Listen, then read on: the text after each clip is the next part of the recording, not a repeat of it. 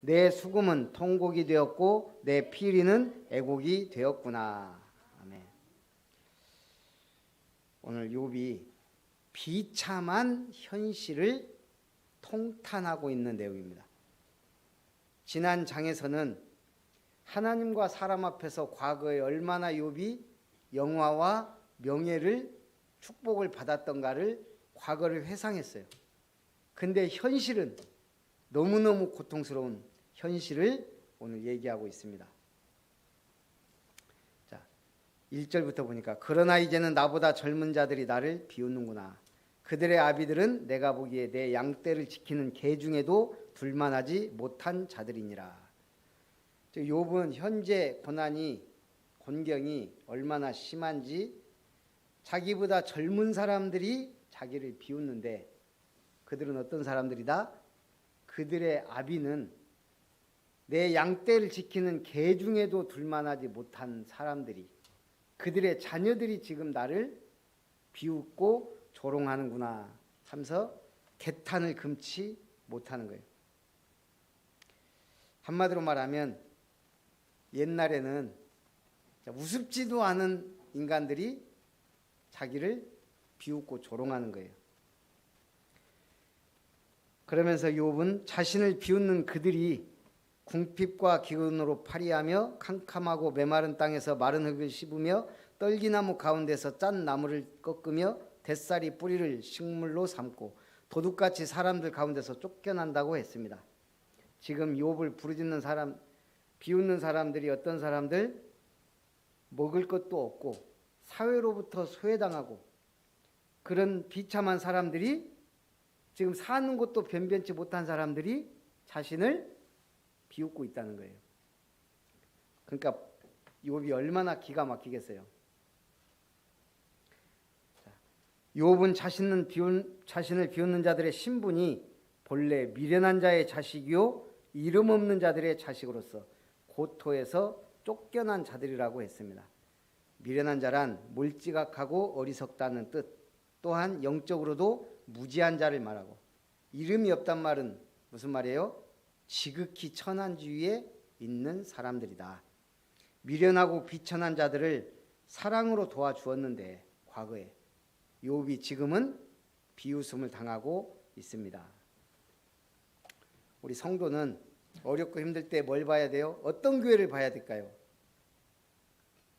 우리 성도들은 어렵고 힘들 때 교회를 봐야 돼요. 어떤 교회? 광야교회. 광야교회에 모든 어려움이 다 있어요. 이스라엘 백성이 어찌 하나님 은혜로 출애굽해서 홍해를 건너 광야에 다다랐어요. 우리가 상상 이상으로 이스라엘이 이게 뭐예요? 지구를 딱 중간으로 나누면 적도라 그러죠. 적도 한참 위에 있을까요? 한참 밑에 있을까요? 한참 밑에. 그게 함정이에요. 적도 부근에 있어요. 우리나라처럼. 그래서 사계절이 명목상으로 있는데 사실은 이스라엘은 우리처럼 사계절이 뚜렷한 게 아니고 우기, 건기로 나눠요. 그러니까 이렇게 광야 같은 데가 많고 하다 보니까 비가 많이 오거나 막 적게 오거나 막 이런 식으로 나눈다는 얘기예요. 그래서 광야가 낮에는 엄청 뜨겁고 밤에는 엄청 춥고 우리하고 비슷한 기후 같은데 그렇지 않아요. 그 중동 쪽이 그렇단 말이에요. 그런데 어땠어요? 신발이 헤어져서 맨발로 걷지 아니하였고 낮에는 하나님이 시원하라고 구름기둥으로, 밤에는 따뜻하라고 불기둥으로. 이게요, 우리가요 진짜 이 날이 금방이에요. 엊그저께까지 반팔 입고 새벽기도를 나왔는데 어제부터 막 추워지더라고요. 어제는 긴팔 입고 나왔다가 오늘은 내복을 입고 나왔어요. 아침에 집사람이 보더니 내복 입었네요. 새벽에 추워요. 난 그걸 보면서 어저께 반팔 입고 다녔는데 어제 목포에서는 젊은이들이 패딩을 입고 다니더라고. 저녁 때 갑자기 추워졌어요.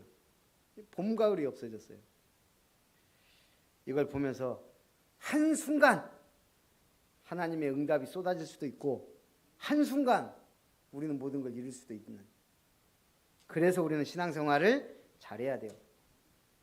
그냥 딱 믿음만 갖고 있으면 낮에는 구름기둥, 밤에는 불기둥, 쓴 물이 변하여 단물로, 반석에서 물을 내시고, 아침마다 하늘에서 이슬 내리듯 뭘 주시고 만나를 주시고, 그 하나님을 광야교회는 체험하며 살았어요. 기쁘고 즐거울 땐 하나님이 잘 안 보여요. 어렵고 힘들 때 우리는 하나님을 찾아요. 그런데 나중에 그게 다 응답이 돼요. 그래서 어릴수록, 젊을 때일수록 고통과 고난은 문제가 아니에요. 내가 신앙 안에만 있다면. 그게 오히려 나중에 큰 믿음의 응답이 돼요. 목사님 원래 이렇게 강한 사람이 아니에요. 지금도 유하지만 하나님이 이런 일, 저런 일, 이런 사람, 저런 사람 만나면서 나름대로 강해진 거예요. 지금 엄청 강해진 거예요. 청년 때는 패기로 깡패들하고도 싸우기도 해봤고, 나는 그 기억이 지금도 있어요. 그래서 이것도 별거 없구나, 그걸 느꼈어요. 괜히 등치만 있고 몰려다녀서 그렇지 진짜 딱 한번 뭐예요, 내가 한번 이것들하고 한번 붙어보겠다 하면은 꼬리를 내리는 거예요. 믿는 자가 사는 방법은 뭐예요? 하나님이 공급하시는 힘으로 사는 거예요. 너무너무 가난해 봤어요. 난 용돈이란 걸 받아본 적이 별로 없는 것 같아요.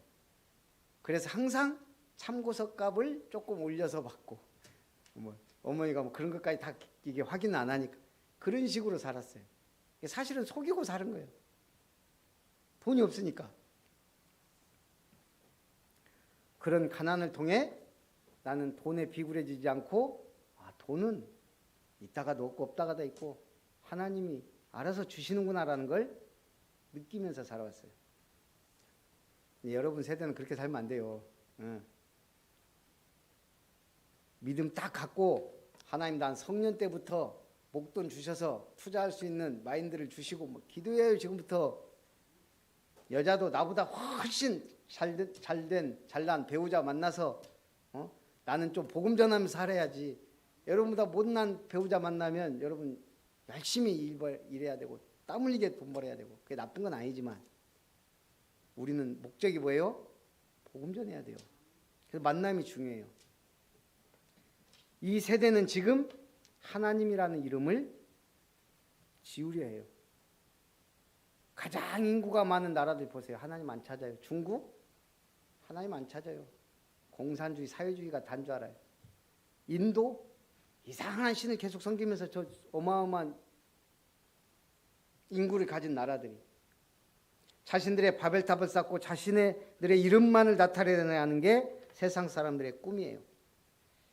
우리 신앙도 마찬가지예요. 우리는 감정대로 해도 안 되고 멋대로 믿음으로 말씀에 순종하며 사는 거예요. 말하고 싶어도 말할 수 없는 시간이 와요. 걷고 싶어도 걷지 못하며, 일어나고 싶어도 일어나지 못하며, 사랑하고 싶어도 그럴 기회가 사라질 때가 와요. 하나님을 사수하며 사는 인생이 되어야 합니다. 이스라엘 백성들이 광야에서 하나님 주신 은혜로 살았던 것처럼 지금도 마찬가지예요. 지금 더 믿기가 힘들어요.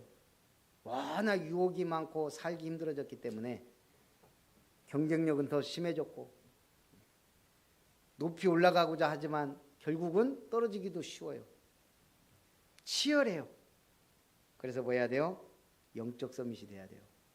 영적인 상태가 있어야 돼요. 나만의 뭔가 하나님과 교제하는 방법이 있어야 되고 길이 있어야 돼요. 말씀을 놓치면 안 돼요. 말씀을 놓고 살면 안 돼요. 찬양도 마찬가지고 찬송도 마찬가지예요.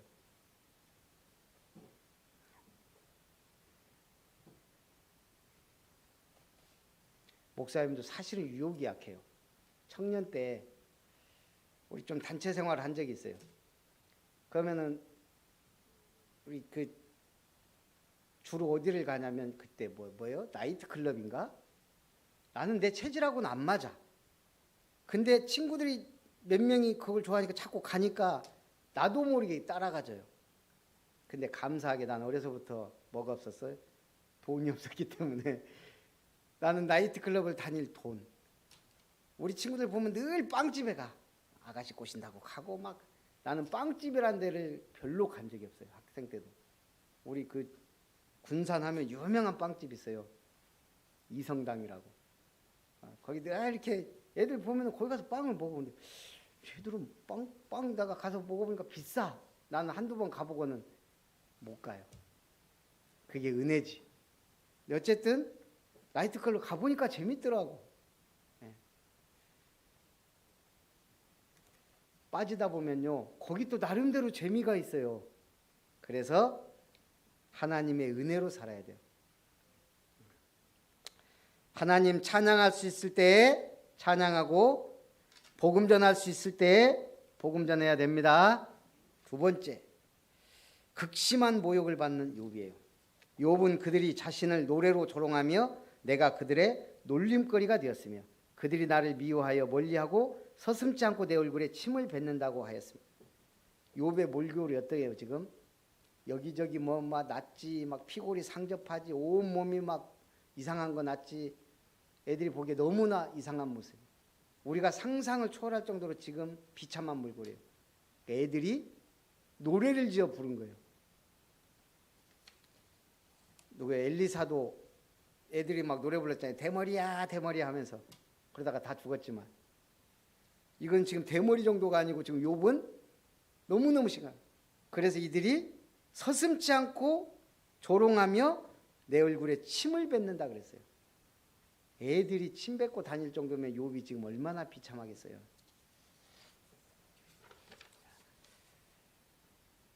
어쨌든 이 고난을 노래로 조롱받는 것은 극심한 모욕이에요. 사회에서 가정에서 존경의 대상이었던 욥이 하루아침에 조롱과 저주거리가 되었어요. 얼굴에 침을 뱉는 건 인격적 모욕의 표시예요. 얼굴에 침뱉음을 받을 만한 일을 한 번도 한 적이 없는데 침뱉음을 받은 분이 누구예요? 예수님이에요.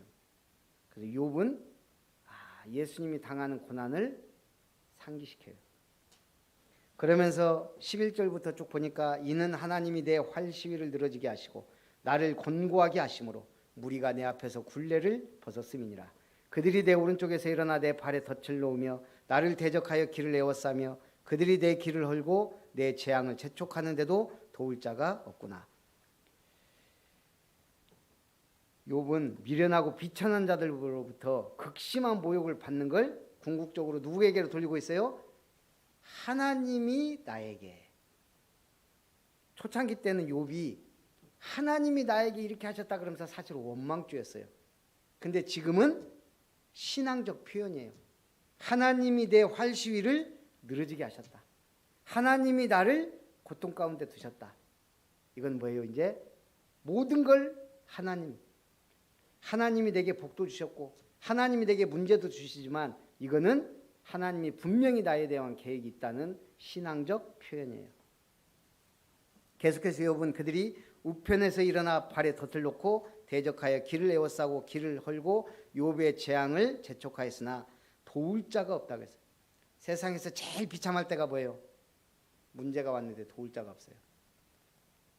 지금 욥이 얼마나 자기가 어려운가를 단적으로 표현한 제가 볼 땐 가장 중요한 말이에요. 하나님이 나를 치셨는데 그러니 도울 자가 없다. 사단은 할 수만 있으면 한 영혼이라도 더 멸망시키기 위해 호시탄탄 기회를 노립니다. 목사님이 청년 때 그 사고가 나가지고 병원에 있는데 어머니한테 연락을 했는데 어머니 사인 받고 턱 수술을 해야 되는데 어머니가 이틀 뒤에 오셨어요. 나는 가고 진짜 아무리 그렇다 치만 막내인데 어머니가 밭을 팔아갖고 돈을 많이 내갖고 왔더라고. 근데 참 감사하더라고요. 어쨌든 그게 내 몫이었는데 그 내 몫이 그게 날아가 버렸어요. 우리 뜻대로 안 돼요. 그런데 그때 나는 어머니가 너무 감사하더라고요. 나를 도울 자가 만약 없었다면 어떻게 되겠어요? 자, 고통받는 욥 30장 16절부터 보니까 이제는 내 생명이 내 속에서 녹으니 환난난이 나를 사로잡음이라. 밤이 되면 내 뼈가 쑤시니 나의 아픔이 쉬지 아니하는구나. 여러분, 아픈 것은 참을만 해요. 근데 밤에 잠도 못 자게 아프는 건 사람이 환장할 일이에요. 그죠? 밤에 잠이라도 자야 되는데 내 뼈가 쑤시니 나의 아픔이 쉬지 않는구나. 그가 큰 능력으로 나의 옷을 떨쳐버리시며 나의 옷깃처럼 나를 휘어 잡으시는구나. 하나님이 나를 진흙 가운데 던지셨고 나를 티끌과 재 가운데 재갑게 하셨구나. 어쨌든 욥은 하나님이 힘 있는 손으로 나를 대적하시고 하나님이 나를 어렵게 하셨으나 원망하는 듯 하지만 사실은 고통의 원인을 하나님께로 돌리면서 하나님께 부르짖는 것 같아요. 그런데 하나님은 어쩐다고요? 침묵하셔요. 자, 무응답은 있을 수 있어요, 없어요?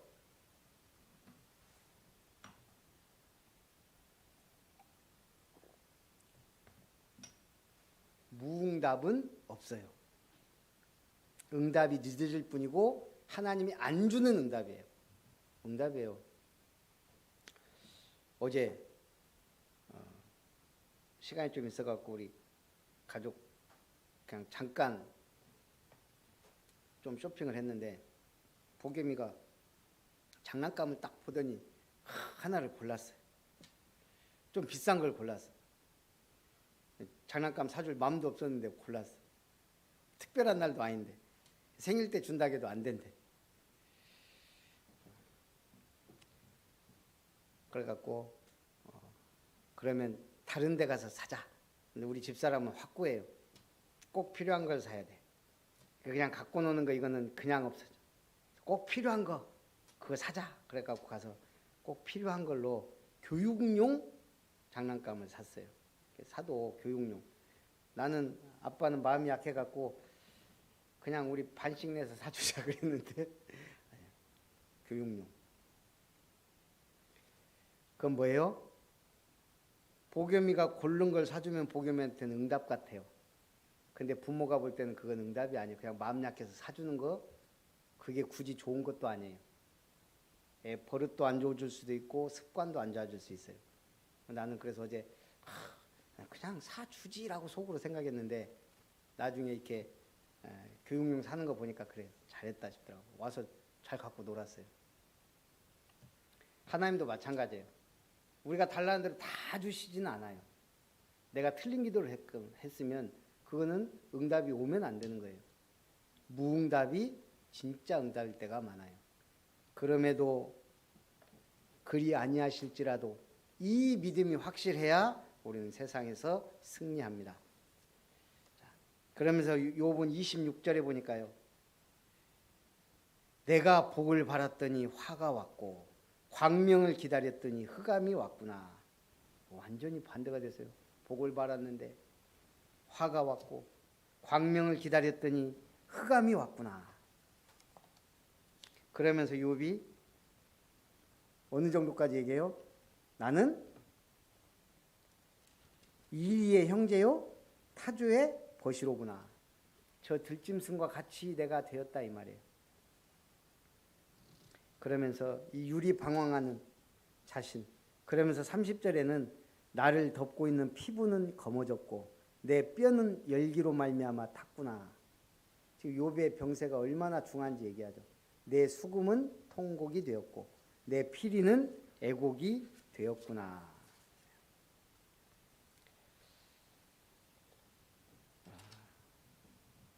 우리가 이 세상 살면서 하나님 주신 지혜로 살아야 돼요. 어떤 부자가 현대의학으로 도저히 고칠 수 없는 불치병이 딱 걸렸어요.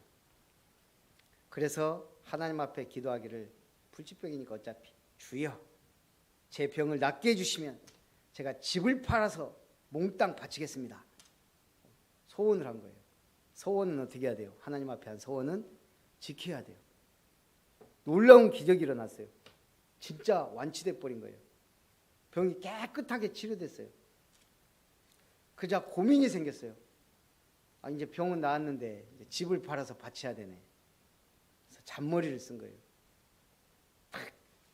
국립 끝에 다음과 같이 집을 처분한다는 광고를 냈어요. 대지 200평, 건평 60평인 집, 2층짜리, 3층짜리 집 대금은 단돈 10만 원. 단 마당에 있는 은행나무를 함께 구입해야 함. 은행나무 대금은 5억 원. 그래서 5억 10만 원을 받았어요. 하나님 앞에 얼마 바쳤을까요? 집 한 돈 10만 원. 그리고 은행나무 대금 5억 원은 자기가 챙겼어요. 잔머리가 대단하죠. 세상 사람들이 이래요. 지혜롭단 말이에요. 어디에? 악한 일에. 그래서 우리는 하나님이 주신 잔머리는 나한테 나오는 거고 지혜는 하나님이 주시는 거예요. 오늘 극심한 고통 속에 있는 욥은 자신의 모습을 극단적으로 표현하기도 했어요. 그렇지만 고난은 지나고 보면 큰 축복이자 하나님이 내게 주신 무기예요. 나를 든든케 하는 믿음의 표예요.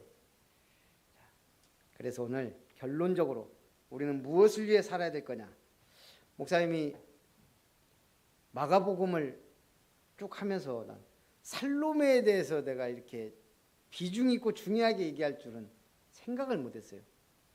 그냥 야고보와 요한의 어머니가 두 아들을 이 여자 치맛바람이 대단했구나라고 생각했는데 주석 읽고 하다 보니까 살로메가 갈릴리에서부터 사실은 자기 두 아들을 바친 거잖아요. 원래는 두 아들이 예수님 즉시 따랐거든요. 웬만한 어머니 같으면 싸들고 가서 말려야 돼요. 지금 두 아들이 아니 지금 물고기 잡다가 갑자기 두 아들이 예수님 나를 따라오니라 그러니까 따라가 버렸네. 그러면 누가 먹여 살려야지. 그래야 되는데 그 아들들을 예수님 제자로 바친 거예요. 그래 놓고 계속 따라다녀 보니까 거리를 두고 어디까지? 십자가 앞에. 그리고 무덤에 갔을 때 부활하셨을 때 무덤에 갔을 때도 따라갔어요. 끝까지 간 거예요.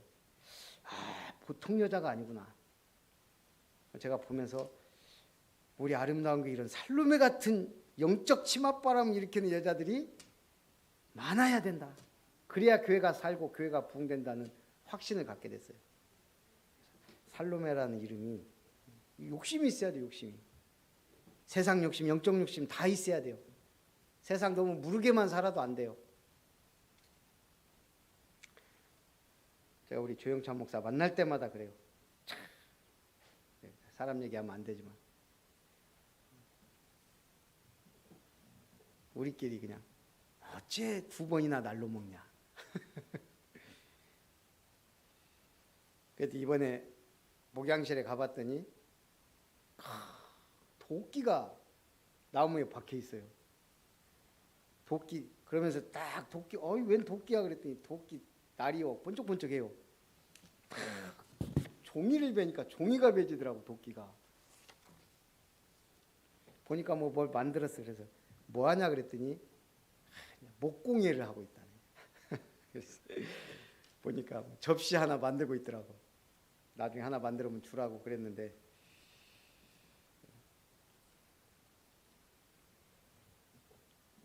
작품을 남기는 건 좋아요.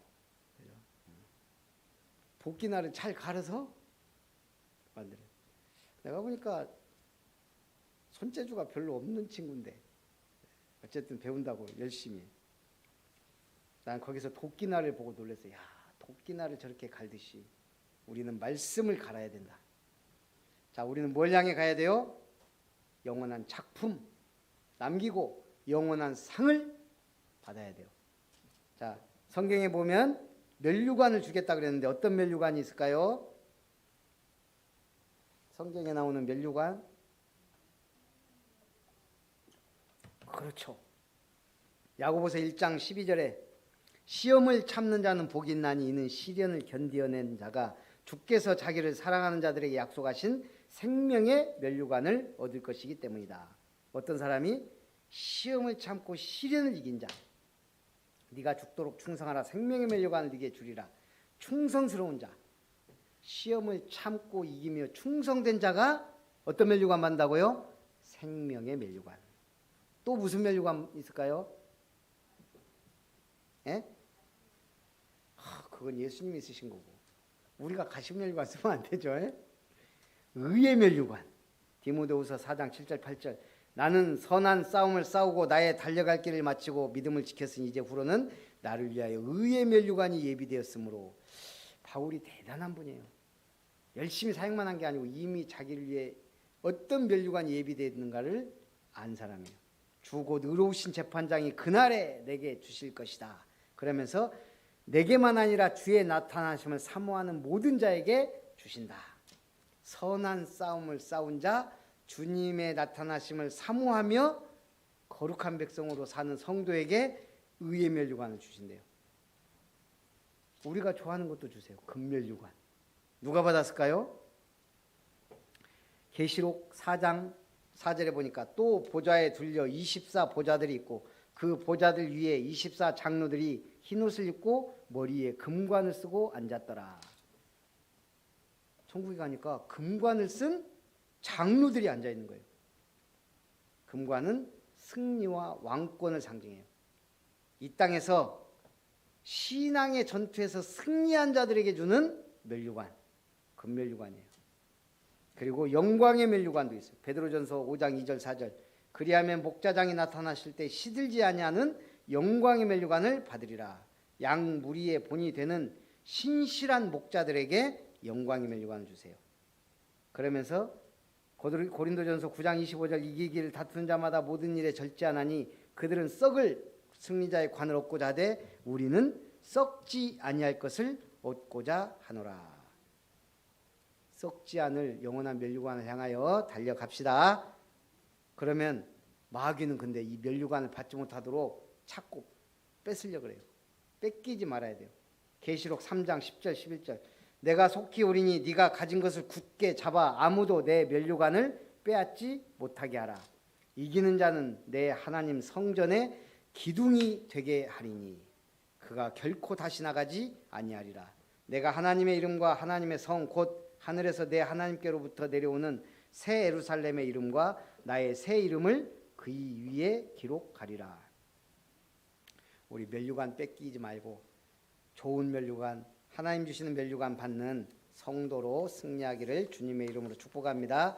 살아계신 하나님, 욥이 비참한 현실에 대해 개탄하면서도 하나님이 주신 고난, 하나님이 응답하지 않을지라도 하나님을 향하여 부르짖는 욥처럼 오늘 우리가 이 땅의 어떠한 문제와 사건과 환난 속에서도 오직 하나님을 바라보며 하나님 주시는 면류관을 바라보며 나아가는 아름다운 성도 렘넌트들 되게 하여 주옵소서. 예수님의 이름으로 기도합니다.